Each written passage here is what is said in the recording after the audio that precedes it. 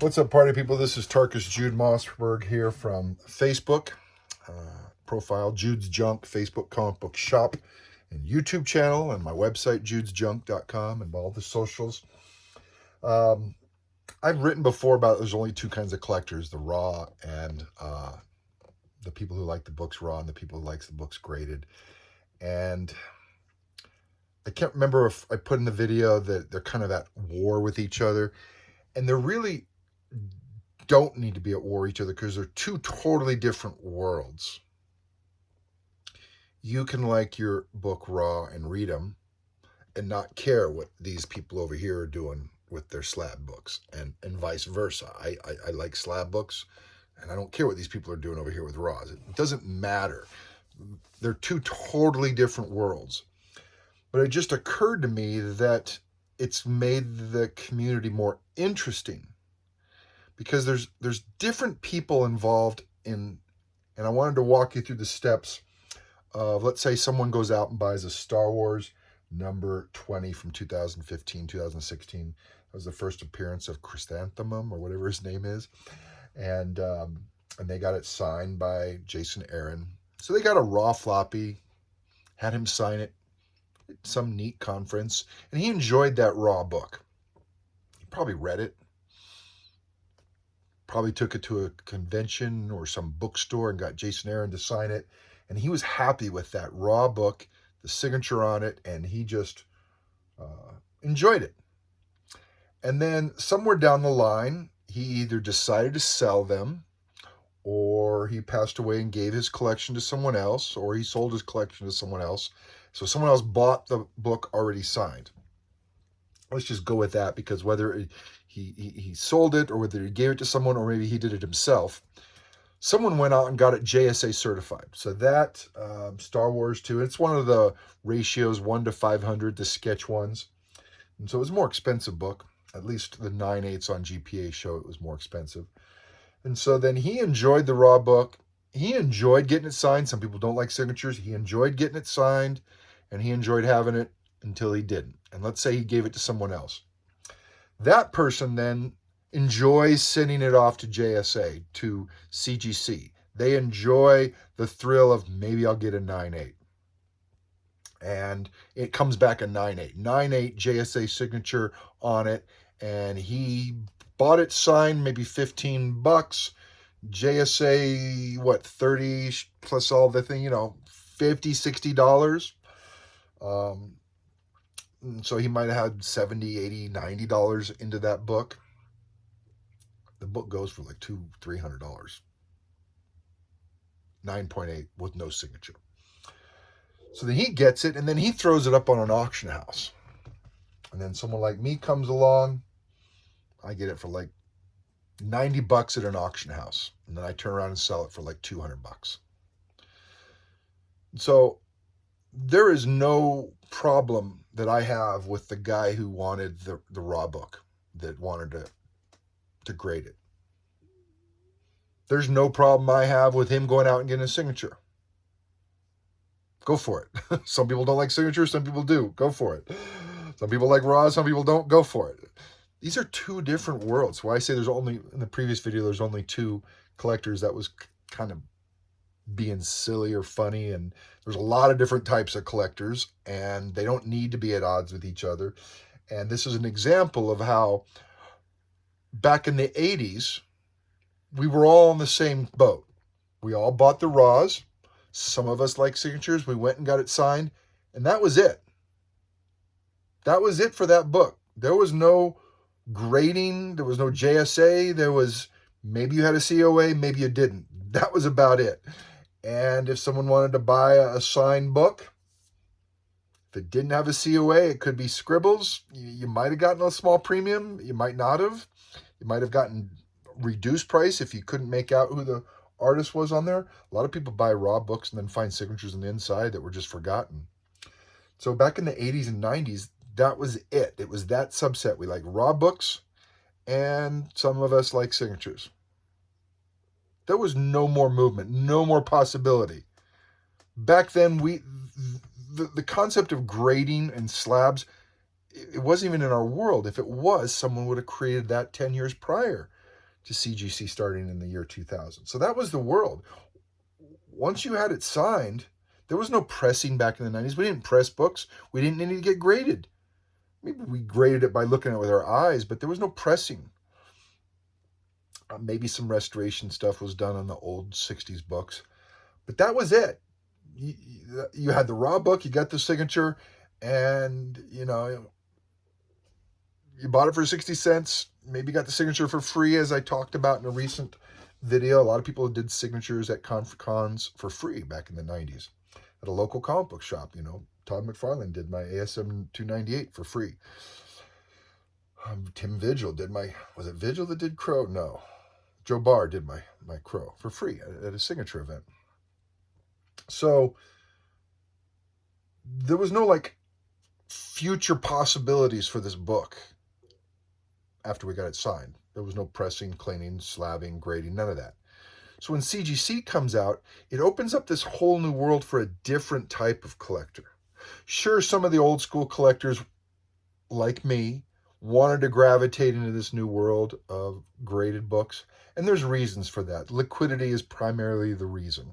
We want to be able to buy and sell these books quickly, and a grade on there really has improved the ability to sell this book quickly. It's actually sometimes more work for me to sell an expensive raw. When I say expensive, $40, because I got to give 10 pictures front and back, and someone's looking at it and scrutinizing it, and I don't think that counts against it. I think that's pretty good. That's a 9.4. I don't know. It looks like a 9.2 to me. And you get into that back and forth silly talk, and it wastes time. You're talking about a $40 book. Whereas, okay, pay my $30. You tell me what it is. Oh, it's a 9.6. All right, it's a 9.6. And I move it on eBay. Boom. No pictures, nothing, no fuss, for a 9.6 price. You can't get a 9.6 price for a raw book. That's my point. You're arguing maybe near mint. Very rarely have I been able to sell a 9.6 plus raw book for a 9.6 price. Usually people don't want to pay more than a near mint, which is 9.4 price on eBay. But now with grading, it's opened up a new world. It's brought in new collectors that don't want to read it. We don't want to worry about bagging and boarding and playing with them and touching with them. So it's a different world, and I get it if the old school readers and people that like to touch it and smell it don't like what graders are doing, but it's none of your business, so let it go. Whatever. The more of them that are buying graded, that means there's fewer raws, and it's making your raws more valuable. Look at it that way if you like. Because a lot of them are expensive, especially if you're still holding on to raw Silver Age. Sure, you can get more now for graded, but if they're all getting graded, there's less and less raw books. So some people still have AF-15's raw and old Silver Age Spider-Man's raw, so you can still read it and smell it and have that whole thing. But with the new advent of grading, it's just opened up this whole new world for different collectors. New collectors. Sure, some of the old school people that just had floppies now want it graded like me.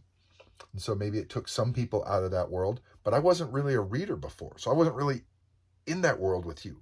Back then, I was the guy in the 80s that liked the cool cover, and you guys were the readers, and I was shunned because I wasn't a real comic book collector 50 years ago, right?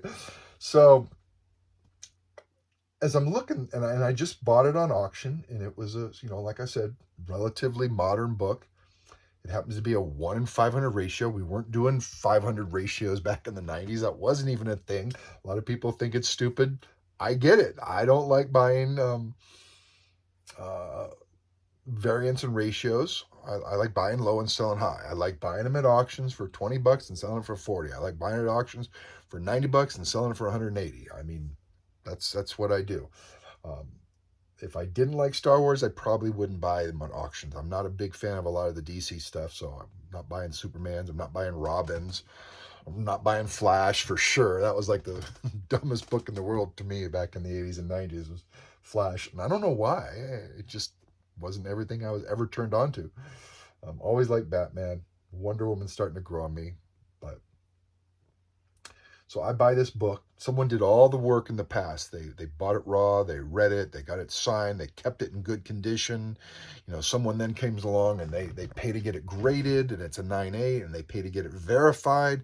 And so it's a verified signature, yellow label, relatively modern book. And because it's so rare, I think the one I got a Star Wars 20 and a Star Wars 21. And I can't remember, but one of them is the only signed copy in the world.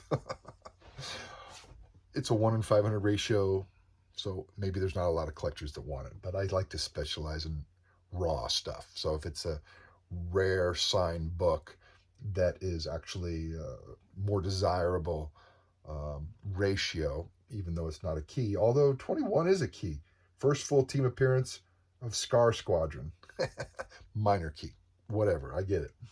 So I just thought it was interesting that this book has changed hands over the years, and there's a new set of people built around playing with it, reading it, protecting it.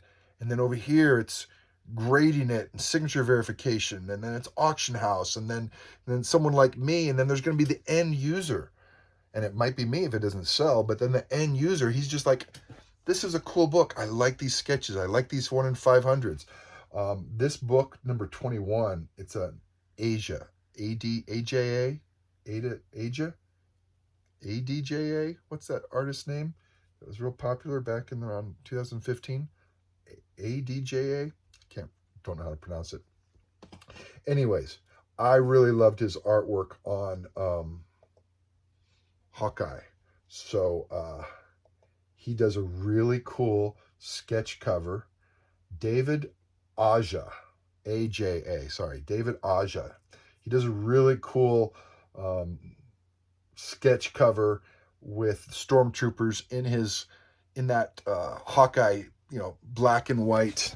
I don't know if I can get it up here, but there it is right there. Anyways,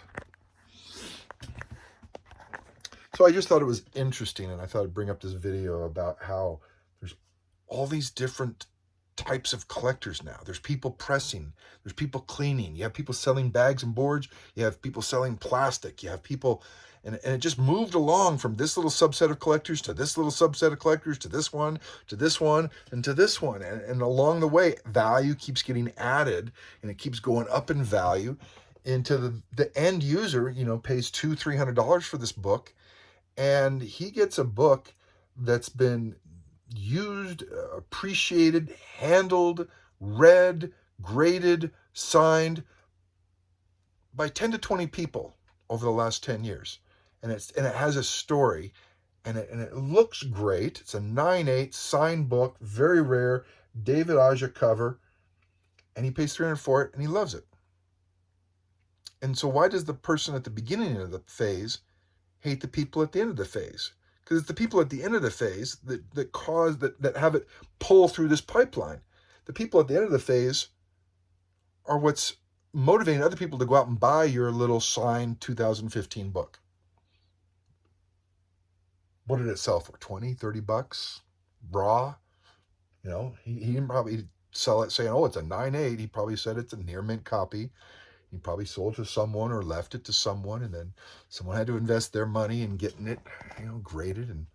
And anyways, it's just interesting how we all work together in the end, and it doesn't have to be us against them. Anyways, happy hunting, guys. Take care.